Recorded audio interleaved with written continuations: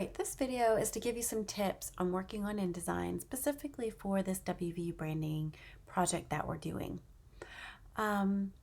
So a couple things is one, when you put your text in, you might not see the entire phrase that you've copied and pasted into a text box. But what you are going to notice is this little red plus sign, and that means that there's more text. So in InDesign, you can take the box that your text is in and stretch from any sides, and it will not destroy the text. It will not stretch it. You're not actually changing the vector of the text. You're just changing the container, which is the text box. So if I make it too small, you're not going to see any text because the width of those words was too wide.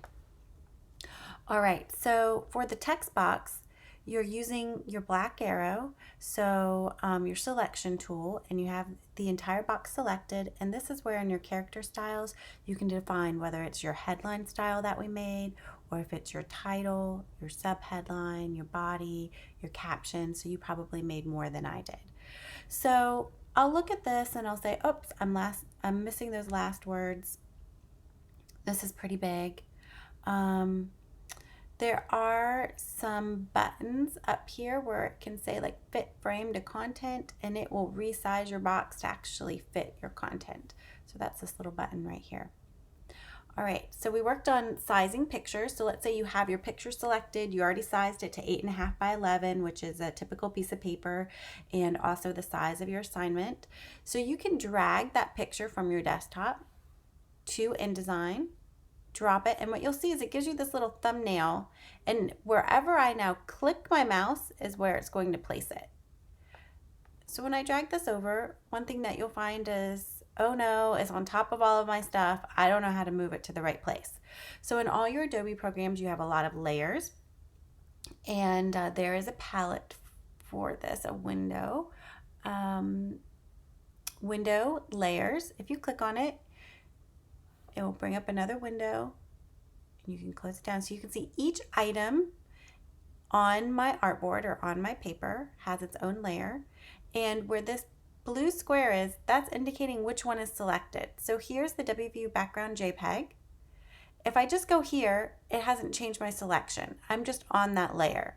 If I click this blue, now you can see that this indicator around the picture has highlighted. So in your layers palette, you can grab and drag. So I can grab it to the back. I can also grab it and move it back up to the front. You can also do window,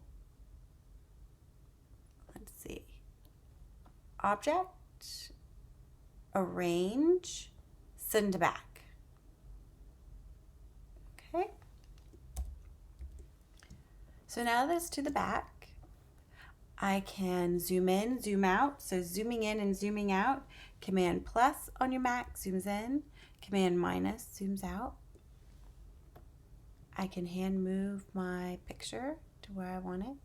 If you get your picture somewhere and you know that's where you want it, you don't want to change it, sometimes locking your layers is really helpful.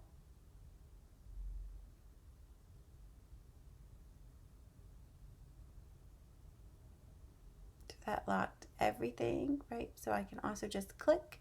The second column is the lock, so I can click on the layer that I want, and it will actually show a little lock here. Okay, with your text selected, remember you can change text color over here, and the first square affects the container. If you click the T, now it will affect the text. So I can see that my fill for my text is black. And if I come in here, we'll just do white.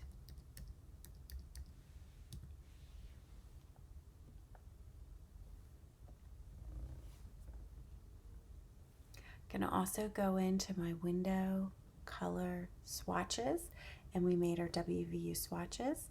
So here, again, I have this affect my container or the text. I can click paper, which is white, blue, gold. I'm going to go back to paper. All right, so this text, I copy and paste it in, and it comes in as just the default style as none, but I know that I want it to be my body text. So with it selected with the black arrow, I can have that box. Click WV body. Now it's turned to Helvetica. I can double click into it to get one word. I can triple click to get all of the paragraph.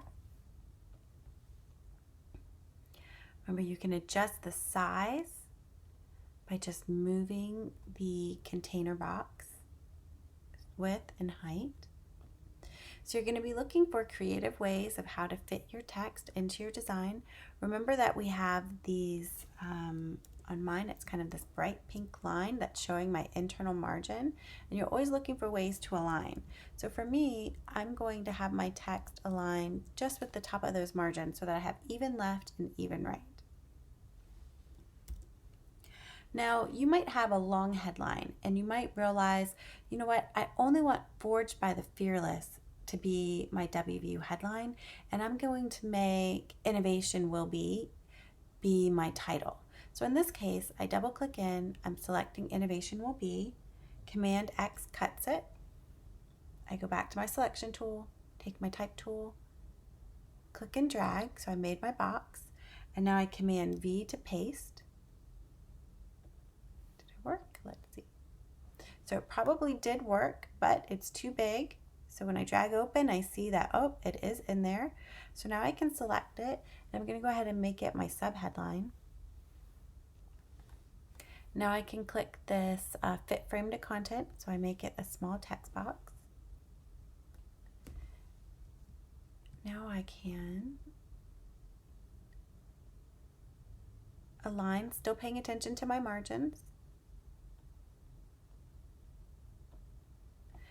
And to get it really exact, I can zoom in.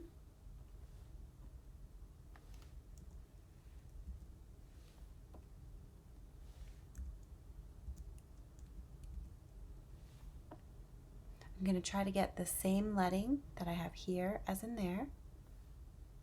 So right now I have it as 2 boxes, and that's okay because I can eyeball it pretty well. There are other ways that we could make it exact.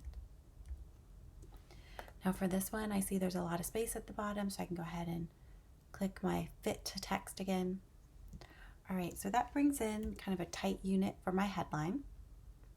So maybe my body text aligns below it. I can make it fit again. If I want it to be white text, I would click to the T. So now I'm changing the color of my text, clicking paper. Okay, so you're starting to fit some things in. You are going to have diagonals in your design. So from Illustrator, we made diagonals. You could grab one. Okay, I'm going to say edit, copy, come back to InDesign, edit, paste. So this has brought a diagonal in. From here, I can change its color. Let's say it's still, I want the words on top, so I could say object, arrange, bring to front. So I could use this to kind of frame and point.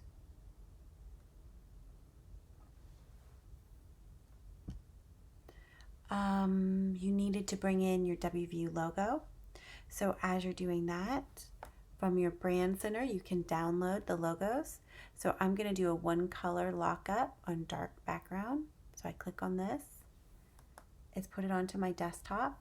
I have 3 different types of files, and I'm going to use an EPS, which is a vector file. So I can just drag it onto InDesign.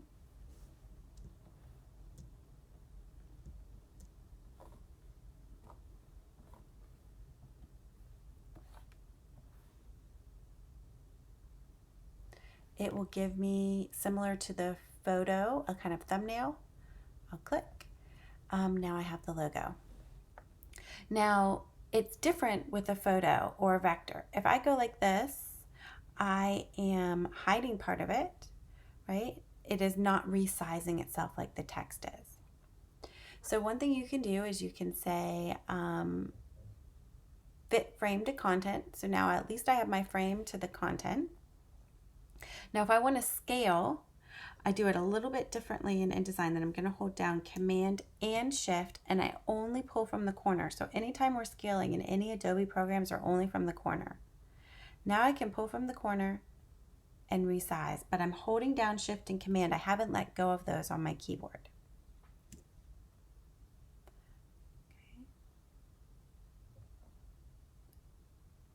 And in this design, I may choose to balance the heavy headline that we have in the top left with the logo on the bottom right.